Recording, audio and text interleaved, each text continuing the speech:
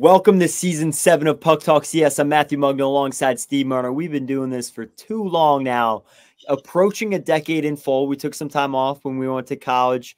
This is looking like last chance you for this core, Steve, and I'm super excited to talk about the Rangers. It's been a long time. Needed that recharge over the summer. We're back at it.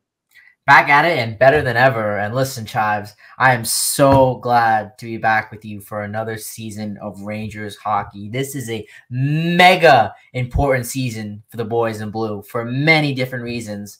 So let's do it. Let's kick off Season 7 of PuckTalkCS by talking some puck. Steve-O, we talk about a lot of expectations, overperforming, underperforming, on par, best season ever 2024, lose in the Eastern Conference Final. We broke down everything after July 1st, but since then, you and I have not been on the mic, and I want to talk about a few things before we get to some of those hot stories, specific players, right? Preseason action, we're recording this Sunday night, so the night of the second Ranger Devils game. Steve-O, do you think that the team didn't reach the mark they needed to last season? I'll try. I love this. We're jumping right in here to start off the season. And my answer, it's kind of the same as we ended the season, but I have a new spin on it. And I think it really depends on how you look at it. But I'm going to say that we did not overperform, and for a multitude of reasons. And here's why. We dominated our division last year. I mean, when you take a look at it, you look at our play against the Islanders, especially the Islanders. You look at Carolina. You look at the Devils. We took care of business for the teams that we were ahead of. And we did. You know, we finished way ahead of everybody in the Metro. The only team that was somewhat close to us that we were juking it out at the end of the year was Carolina. But aside from besides us and Carolina, we had miles from the next teams behind us. And the reason I say that is because, listen, nothing is given in today's game. But the landscape for me, and we jumped about this, if you listen to us in the offseason, we talked about this a lot. I don't think the landscape has changed that much. I mean, yes, Washington undoubtedly has gotten better. There's massive expectations for the Devils this year. I mean, we'll see if the Flyers could get right. But again, I said this in the offseason, the Islanders are just in the same boat, and I think the Rangers really should excel. And the way I see this, Chives, is that this isn't a brand new slate for us. This is a continuation of where we left off last year. We really need to build off of last year as a whole. We had a lot of positives. You know, we couldn't finish the job, but I don't think it just ended there because we're bringing the core back. I mean, we had all these rumors. We're blowing the core up. The core is getting blown up. All these reporters are saying it's going to happen, and it didn't happen.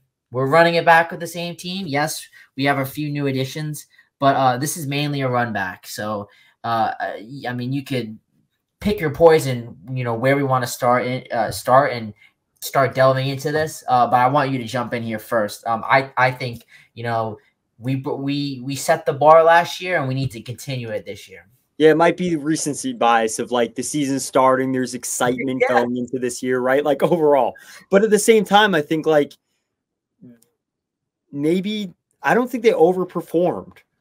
I know that's been a conversation around, and I know some of the pundits, have taken a side one way or another, or just they kind of posed that question.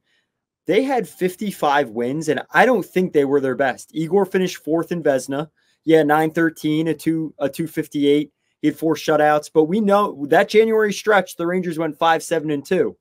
Not a good month where they gave up more than one time. They gave up 5+ goals a game in those losses to some bad teams. I think Trocheck and Kreider hitting 70 points. I don't think that's something that's like a reach for them. Kreider has been a monster since signing that contract, and we were both supporters of that at that time because we saw that potential. But he, before that, his first half of his career, outside of his playoff performances in 12, 14, and 15, like he was a 20-goal scorer. He had the blood clot. That was a question mark. COVID happens. He's got to sign a contract. He comes through. Trocheck, I thought he was going to be more of a physical upgrade compared to Strome. He's been everything and more. We saw that in the playoff run. Hedl was on the IR all year. He was on fire. 6 assists in 10 games up with Panarin. Now he's going to be on the third line. Zibanejad had a down year. that's the reality of that as well. He went from 91 points to 70. And I think overall there was a lot more to be had. And he actually mentioned in his story today that he felt like he had time to connect with his daughter, his newborn. And I thought that might have weighed on him. He seemed a little bit, I didn't know him for very long, but it seemed like he was tired at the rink. He's got a newborn baby, right? He just signed a big contract 2 seasons ago. Their 5v5 scoring wasn't great. They were 19th in the NHL, but that's the MO of this team. They are freaks on the power play. They finished 3rd in power play percentage, 26%, 3rd in the PK, 84%. Like, I think this is this team. I think there are areas that they can improve that they can get better at. I don't know if they will, but for players like Lafreniere had his breakout, I don't really think he's going to regress to the state we saw a year before. I think if it's not the same as last year, might be more. Now, granted, there could be injuries and whatnot. That's my kind of opinion on the run back. And I think it's a second year of that. It's not like the 5th year or the 6th year where you're saying, like, the Capitals at this point, Oshie and Backstrom could be retiring. It's like, all right, they're running it back, but it's the 2nd year in a row. So I think there's a lot more to be desired from this team. Yeah, and since you just mentioned the Capitals, they don't scare me. It's really not. I guess you can make the case for. All right, listen, Steve, you want to talk about the other teams? I'm open to that too. We just talked about the Rangers, but I want to know, quick thoughts on just the Metro overall, because obviously the Rangers have stake in the division and they are one of the best teams, but it's very unpredictable. It is, yeah, and I do want to touch upon some of the you touched upon some of the things that we got to improve on. I want to delve into those positives. I do want to get to some of the rest of the Metro, but let me get into some of those positives. And I want to touch off your last point, Loff. You just mentioned Loff. He broke out last year. Last year, you could say that he's arrived. He set a career high in goals, assists, points, games played. He really played up to that line, and that second line with Trocheck and Panarin really dominated ice time, and anybody we played with, they were a force to be reckoned with. So I want to see that transition to this year. I want to see that. I want to see Loff again. I don't think he's going to regress, but I don't want to see a regression. I want to see Loff get more power play time. I think that is something more valuable. I'm not saying I'm not saying first unit. I don't think he's going to see first unit time, or at least to start the season. But how about second unit? How about, let's say, in last year, early on in the season, we got a lot of power play opportunities. Let's say, if we get 3 power play opportunities, in the first period, why don't we start rolling out the second unit to start a power play? Let's see what Loff could do. Let's give him those opportunities now while we can. Igor, how is he going to follow up that God tier playoff run? That was really insane. We all know. Actually, to add to that, I was looking at some of his stats. I did not know. I knew the Rangers were getting shelled against Florida. The last 4 games, they gave up 35 shots or more. He really did go off.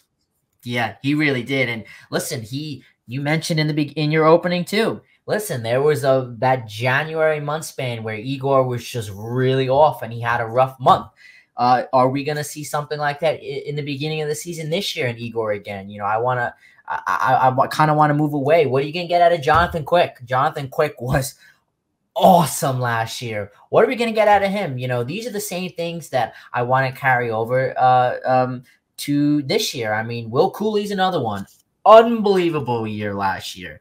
A year that nobody saw coming, especially coming into the year. Blocking shots, hits, key leader on that forefront of the game. But I want to see him transition to a new element. I want to see him build a little bit more on the offensive end. I think that's just the nature of being a complete team, and I want to see some of these guys chip in. Matt Rempe, what is his outlook on this team? Is he going to be a long-term reliable piece that we can rely on this season? There's a lot of question marks thrown into the positives. You mentioned Mika and Kreider. I think they are the forefront question when it comes to this team, and listen, it might be too early to jump into some hot takes, but again, they really are going to go as far. The Rangers are going to go as far as Mika and Kreider take them. Hopefully, Riley Smith, we're going to jump into him. Hopefully, he can add to that. What is Trouba going to give us? What is Fox going to give us? You know, these are all questions that I think that if we could shake the dust off of that, you know, we can build off of last year's performance. Because again, you know, it's too early in the season to start talking about windows and last chance. But I know this was your MO in the offseason, but this really is. And you get the sense, you know, I've heard this from a lot of people in Rangers land, that, you know, if this isn't the year for the Rangers, not a major reset, but you got to get the sense that jury's blowing up a portion of this team up if the Rangers can't get it together this year. Yeah, general managers want to have their imprint and their fingerprints on their project. And I think Drury inherited a lot of what the Rangers built. Like, a lot of his moves have been through the draft or trade deadline free agency because the core pieces were there. So they weren't necessarily like, he inherited this. Now, he was part of the organization. But like you're saying, I know Avery Zaretsky, friend of the pod, he mentioned a lot last season, like last year was the team of destiny. I don't like the label team of destiny personally. I loved his opinion on what he went with that, but I think this year it does have that feeling because Panarin and Trouba and Kakko, to me, that summer of 2019, immediately thrust the Rangers into a playoff contender window. And all of those players have had their own trials and tribulations. And it's come to the point where Kakko's on his second bridge. Trouba, we're going to get to that. And Panarin obviously went from, you know, he's had his ups and downs overall. So I do think that it's not necessarily the last chance for the Rangers club, but I do foresee, like, this group is coming back and it's mostly untouched. Like, the preseason, we're seeing those AHL players. We're seeing the youth that is in the pipeline, but it's really not going to impact 2024, 2025. That's going to impact a little bit down the road. And I'm excited for that. But I think with that, Steve-O, you mentioned players like Fox. Lindgren's out already. I think overall, there's a lot of players that I think, even though they set the wins record for the club with 55 and won the President's Trophy, went to the Eastern Conference Final, there's more to be had. Now, it also goes without saying, maybe there's going to be unforeseen challenges. But before we get to maybe the division, some things about the Rangers, I want to know what your thoughts are about the Jacob Trouba situation in the offseason, because I think that also is kind of set up. That's where the quote came from about kind of this Core's last chance. And I do think he's like a magnetic figure right now around the organization in the fan community. So I want to know your thoughts on everything that transpired after July 1st. Yeah, definitely the fan base for sure. But listen, to those listening, you know, we said it here on Puck Talk. Both of us said it. Jacob Trouba wasn't going anywhere, and we knew that. You know, there was a lot of speculation. You know, a lot of the rumor mill was buzzing for sure at some point. But listen, I knew Trouba wasn't going anywhere. He really is a four-piece of that defense behind Adam Fox and Lindgren, and we've seen it in past seasons. Now, Lindgren, you love him, tough as nails player, but you can't always rely on him. You know, he's going to miss time at some point in the season. Adam Fox as well. You know, he's getting older. So, you know, he was injured last year. You don't know what this year's going to bring. To me, the force to be reckoned with is Trouba. And again, it was more of the leadership from what I heard from the players, and especially Laviolette. I do want to touch upon him in a second. But from what I heard from Laviolette, you know, hearing him, you know, talk about how much of an impact that Trouba has in this locker room, controlling and the difference inside the locker room, I think was important. And I think you chalk it up and you go, okay, he was injured. Yeah, that's not an excuse if you're on the ice for poor performance, but you hope that he's going to turn it around this year. And I think he will. You know, I know that he's not very well liked right now in Rangers land, but I think that Jacob Trouba is going to turn it around this year. You know, I don't know if you want to consider that a hot take, but I think I think he's gonna turn it around. And I think if I was Laviolette, I think you gotta pair him back with Keandre Miller. Yeah, no, and I agree with that because I think you have to give him all of the chances. He's the team's captain. He's a top 4 defender. No, he's not the 50-point scoring power play QB1 that we thought when they traded for him and then signed him. That became Adam Fox. Well, luckily, he's turned into a hard-hitting defender. We've seen that he's clearly assumed leadership role. The team voted for him as the captain. So I also think that's weird. Something that Empty Netters brought up on their latest Atlantic Division podcast was they thought the Tavares to Matthews captain thing was weird.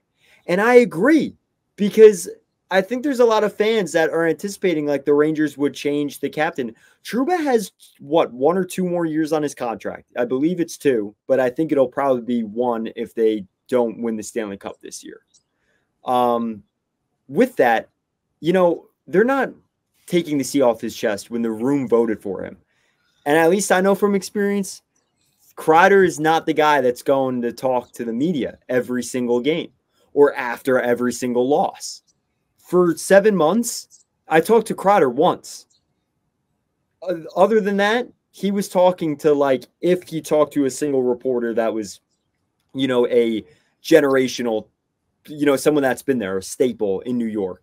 So I think Trouba, I think that's part of it too, is he's not afraid to talk to the media. And I mean, some of the quotes that came out of his first presser were fantastic. He brought up Core's last chance. He didn't shy away from that. He mentioned the rumors. He addressed that. I was impressed with how he handled it. And I agree. There's got to be some bounce back because I think, listen, players have a ceiling and a floor. And then there's the expectation, which always seems to be higher than all that. He's got to bounce back to some degree. So even if it's not what fans want, I do think he's going to bounce back and be better than what we saw. And I also think there's a little more fire there. And he's a passionate guy. So I agree. I think this situation, like, listen, he had the no move clause in his contract. They tried to move him. And I think Drury's playing this smart. I think he's looking at this and saying, okay, we couldn't move him. These were the contracts that were kind of dealt to me. We're going to give them their last shot. And then you don't win the Stanley Cup, and that's really the only thing left for this team to do. Then changes will come. Like, I see it, and I think it's very crystal clear, and I do think a lot of it is kind of personified by the Trouba situation.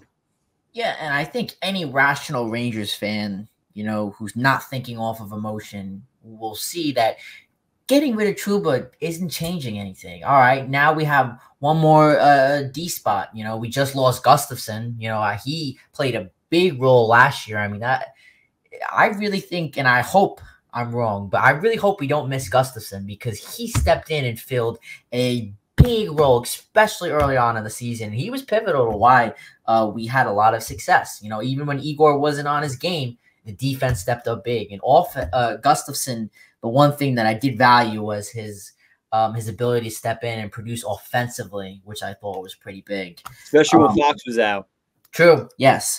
But my last point on Trouba is that obviously getting rid of him wasn't doing anything. And I think it's he's got a good mentality to come back. And a lot of people wanted to see him switched up, maybe pair him up with Schneider. I don't want to do that. I don't want to see that. I want to see a fresh start with him and Miller. I think they've established, a really good chemistry in the past. And I really think there's room for Schneider to grow with Zac Jones. I think that could be a really good combo. I like what I've seen from that so far. So I kind of want to leave that. And of course, nobody's touching, when Lindgren comes back, Fox and Lindgren. If that ever got touched, I mean, we'd all revolt as Ranger fans. But yeah, I think that literally puts the icing on the cake in terms of Trouba. What do you think? I agree. And you mentioned one other name. Two other names. And I wrote this in a recent write-up, like, Trouba could play with Jones. Okay. And I'd like to see Schneider get some second pairing time. Like, I thought he looked really good in that series against the Caps. But I still think Trouba moves the puck better than Schneider. I love Braden Schneider's game. Great kid. He's got character. He plays tough as nails. Like, call him Baby Trouba. I don't think Trouba is, lights a candle to Fox or Miller, but I still think he handles things, I guess, as a veteran a little bit better. This is a guy that does have a 50-point season under his belt. I think Schneider suffers. Like, I don't think he's got, he doesn't really have hands in the sense of like puck distribution, quarterback in the play. He can play both ends of the ice, but I love his reliability in the D zone. He's not that guy. So I do like, as you mentioned, also adding to this, Eric Gustafsson leaves. I'm really rooting for Zac Jones. I actually haven't been on X in like 3 months. I tweeted out that I was pulling for Jones. It had like 1,000 likes in overnight from that Islanders preseason game. I think Jones is going to step in and be just fine. He put in all the work off the ice, paid his dues. He lived in a hotel for like 4 months in the beginning of last year. He's 23 years old. He's another guy that could be part of this like the cascading effect of the rebuild. I'm excited to see what Jones can do. And like you said, I want to see that on the third pairing, Let Trouba have every opportunity to lose that job.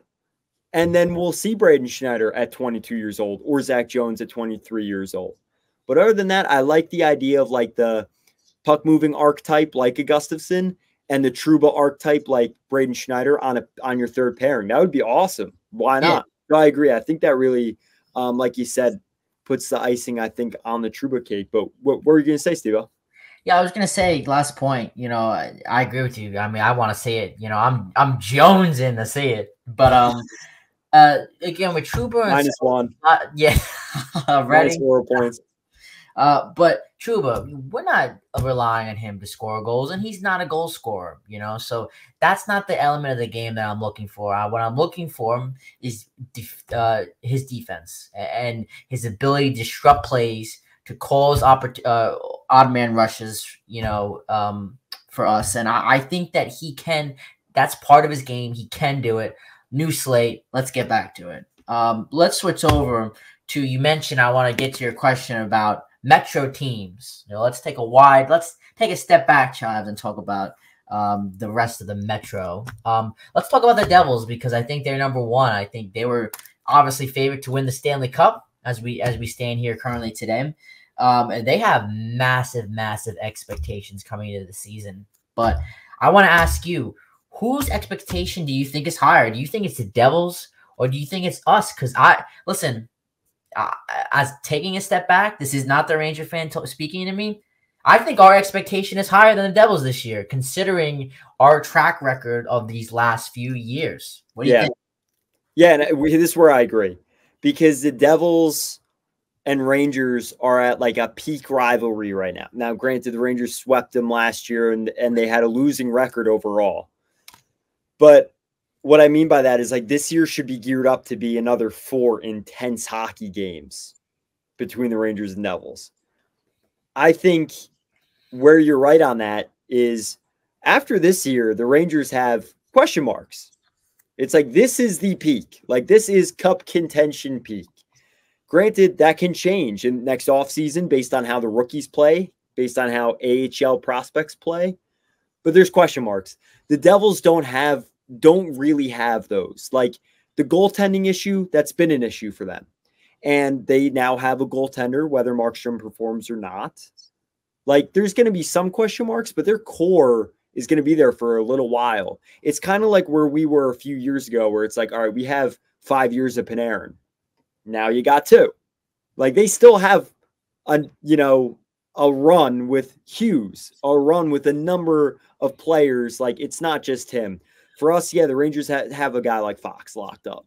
They don't have Igor locked up yet. There's question marks, but their question marks are more about like how to improve the team versus like, are we going to have to retool, or are we like going to be good on the fly? I think those are the questions for the Rangers. Yeah, I agree 100%. And when you look at it, the Islanders really haven't improved. They really didn't add. Yes, they added some good pieces, but it's not enough to put them over the level of us. Washington got better, Yes, Washington got better, but still at the end of the day, they have a lot of guys that, are not going to be playing hockey in another year or two, and they're just still not on our level here. So I'll leave you with the final word. I was going to say, Steve, I think Patty Waugh is going to do, I think, substantially better this season as a bench boss. Like, I think the one thing that's unpredictable about the Islanders is like Trotz got the most out of them, and they went to 2 conference final games, 6 and 7, back-to-back years. Like, granted, COVID, but I do wonder, like, does having the right coach, like, maybe different style and a refreshing style, but like, I know they added Horvat, Duclair, not necessarily enough, but I think they could be in that wild card conversation. I don't think they're going to, like, right? Yeah, but I still think you're still looking at us in Carolina as 1-2. Wow. New Jersey 3. You know we're not big prediction guys, but I gotta say something about, like, I just feel like you can't count the Devils out. Oh no, I'm not counting them out. It's just they have to prove it to me that these expectations and this hype is real, because what I've seen last year does not equivalent to the hype that's building up. Like, they have to earn it from me. Yeah, I love, it's again health. Like, I think that's a major factor, and that's something to consider with the Rangers too. I think in a lot of ways they were, pretty lucky last year. Now, again, we go now a decade back. Cam Talbot, they've had a really great run of goaltenders in New York forever, generationally.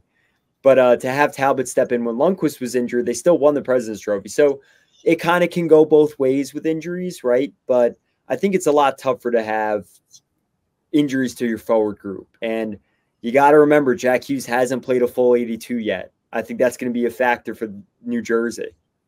Yeah, for sure. It's all going to be interesting to see, like, over the course of the season. So we'll have it all here for you on season 7 of Puck Talk CS. Again, Chives, I am so glad to be behind the mic with you again for a mega important Rangers season. We'll see what accumulates. Everyone, please stay tuned to our socials, Puck Talk CS. We got a lot of new stuff coming out within the next few weeks. A lot of new content, a lot of new platforms. So please stay connected at Puck Talk CS. And always remember, it's just the luck of the puck.